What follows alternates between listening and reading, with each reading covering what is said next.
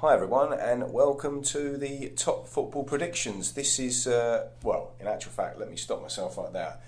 It isn't the season, because we're on off season, aren't we, mate? But basically, this is the Predictions Transfer News Round. We've got 6 weeks till the start of the season, and I thought, look, what's going on? I'm reading every day different transfer speculation, and I thought, the guys out there, we're all talking on the WhatsApp group. Let's get some real interaction. And on the back of what we're about to talk about, hopefully we'll see some real kind of communication going backwards and forwards and seeing what thoughts are out there on it. Listen, mate, yeah, and hello, pundits. This video is really to whet some people's appetite. You know, there has been a lot of gossip and a lot of sort of like rumours flying around. But let me give you one rumour, which will soon to be certified, is that I have just heard, and this is literally breaking news. Breaking news. Lacazette is actually having a medical at Highbury. Arsenal, sorry. Emirates. No, he's not even at the Emirates. It's at your training ground. Oh, London Colney, yeah. London Colney. So there you go. So let's just make sure he doesn't pop to the other side and join Spurs instead. Oh my word, Do yeah. you remember that? Absolutely. Man City and Robinho and... yeah, that was great. Yeah, there you It's go. great to be at Chelsea. You're at City. Yeah, different kind of blue, Robinho. But yes, that is good news. Well, hopefully good news for Gunners. Come on, guys, what do you think on the WhatsApp group? Is that good? Do we want Lacazette? I don't know. But interestingly, we'll come to Arsenal in a minute. Newcastle, under Rafa, the gaffer, got themselves back up to the Premiership. First time of asking, and they've gone to splash the cash. I think it was what was it just under 9 million for some defender from Eibar. Which, if you think about it, Florian Lejeune or something, but Newcastle need a defender, don't they, really? Listen, it's not just a defender they need. I mean, to be honest, historically it's proven that a lot of the teams which do get promoted, they do need to spend big, not to ludicrous amounts on a single player, but I mean, we're talking about the quantity of the players they need to in order to have a good squad. Unfortunately, some players which play in the Championship, League One, etc., just can't make the cut into the Premiership, so they have to sometimes offload them. But in order for fair play and balancing the books out as well, it's important that they get some players which have had some quality as well and adds strength and depth. Yeah, you're right. And let's be honest, a lot of you're already starting to hear murmurings from various managers to say that there's been a lack of activity. Now, come on, guys, it's just only a couple of weeks into the actual transfer window.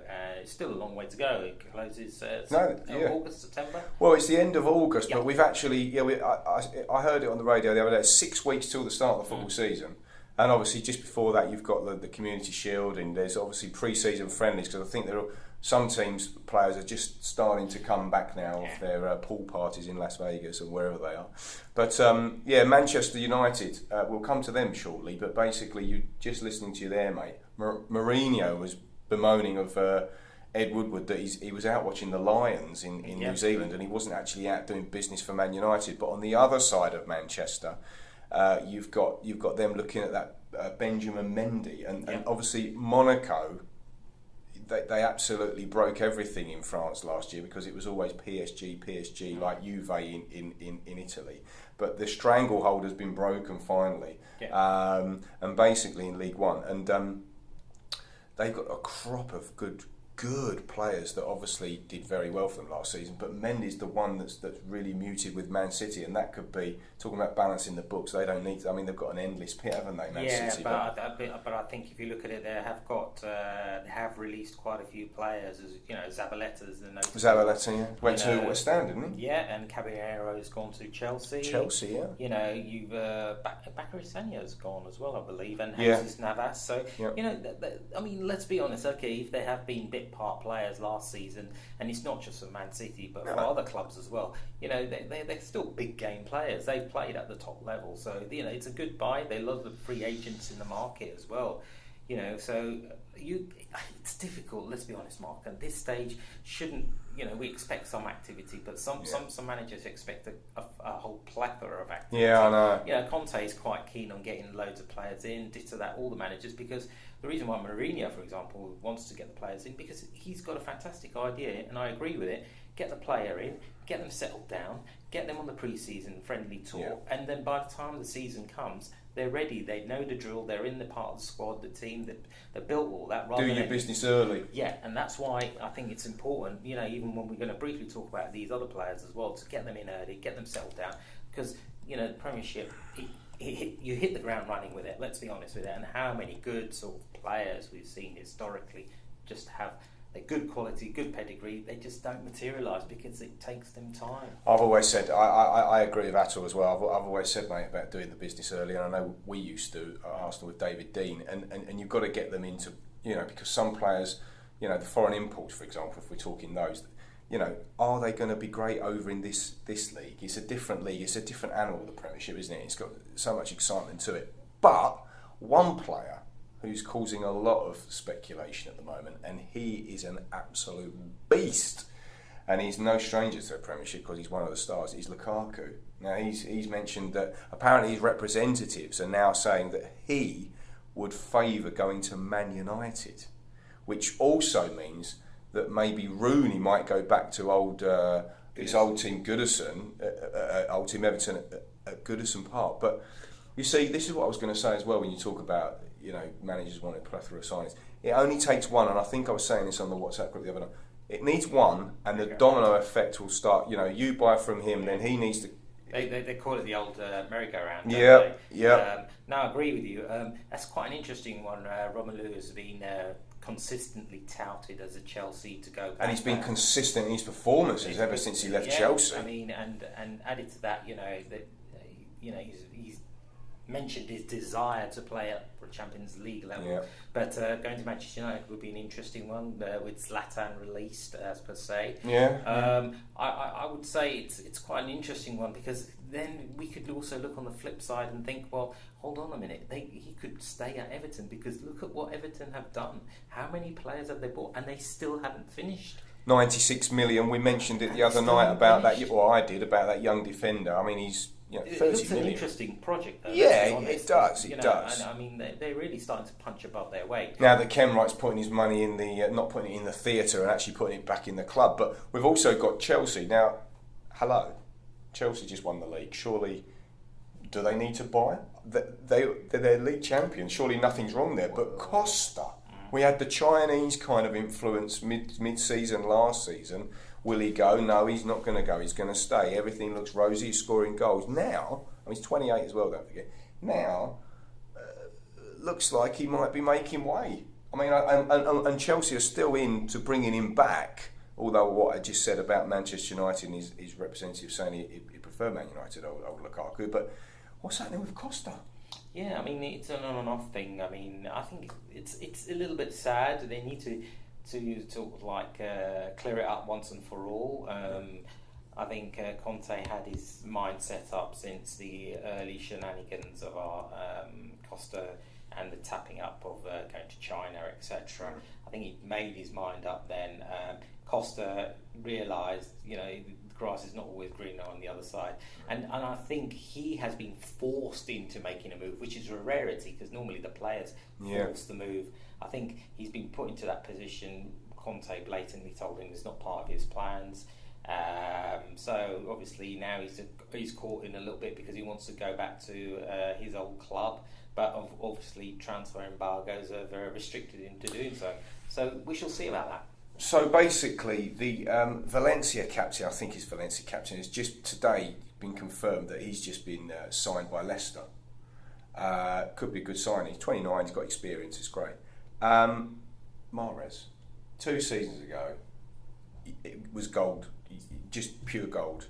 Everyone wanted him, even like the Real Madrids and the Barcelonas of the world. I don't know where he went last season. I think he was just cool napping, but something's happened. He's 26. He was muted with Arsenal. Apparently that is true. He was going to go like Vardy, but it didn't materialise. And now it's resurfacing again with Arsenal again. I mean, is he another luxury player that we just don't need? Although he's great, or when he's on song. But I mean, what happens there? Well, I think he's an interesting one. Personally, I would stay away from him. You've got a good squad at the Emirates, and not Highbury. No, I was so tempted to say that. That proves how old I am. At the end of the day, No, I think he could be a disruptive player as well. So Yeah. I wouldn't like to have a player like him, and you've got plenty of attacking options. We have anyway. actually, but moving over through London, we've West Ham, and we've got a few West Ham players in the group. We said earlier, Zabaletta's already gone. To be honest, even at his age, he's a solid defender. I'm not being rude to West Ham, but he will do good at West Ham. Yeah. Got some good players there anyway, and young defenders, I believe, as well. Bayram and a couple of others. Yeah. But Javi Hernandez, who I think's a good player, didn't really get that great a chance at Man United. But he still proved himself there. Little P, but He still proved himself. Chikorito, whatever you want to call him. And you know what? He's been doing it at Leverkusen. I couldn't even remember where he was actually, but I heard earlier on he was at Leverkusen, had a good season. But do you know what? What is he? 29 now. Still looks about 15. If West Ham pulled that out of the bag, and we know they've got money there with gold, so that could be a big signing. To be fair. Yeah, of course. I mean, it's I really. He will score Premiership goals. Yeah, I think the Slaven Bilic is really up against it this season, and mark my words, pundits, I actually think he may be one of the top 3 to actually lose his job. There's an early prediction. Ooh. Now listen, last one, Crystal Palace. Don't think we've got any Palace fans. I mean, apart from the eagle that flies around the ground. Mamadou Sakho, or however you want to pronounce him. He's only 27, strong for Liverpool. Liverpool always do well when he's in there. And what do you reckon on that? 30 million though for a defender, but we've just seen 30 million for that young kid I was talking about on the WhatsApp group the other night. I mean, Sakho's proven. Surely 30 million if Palace got hold of him, and they've got some good defenders actually. I think that would be a good signing. It would be a good signing. Allardyce loves a defender, doesn't he? Yeah, but unfortunately Allardyce isn't there. No, I know, but if it was, and it's going to be interesting because it's the Dutch, what's it, Frank de Boer? Oh yeah. He's now at the Rangers, so that'll be interesting to see what sort of mentality he brings in. 30 million. Personally, don't get me started on the figures because I think they're all overinflated. Where you're talking how much for the young goalkeeper again? Oh my God, that was 30 million for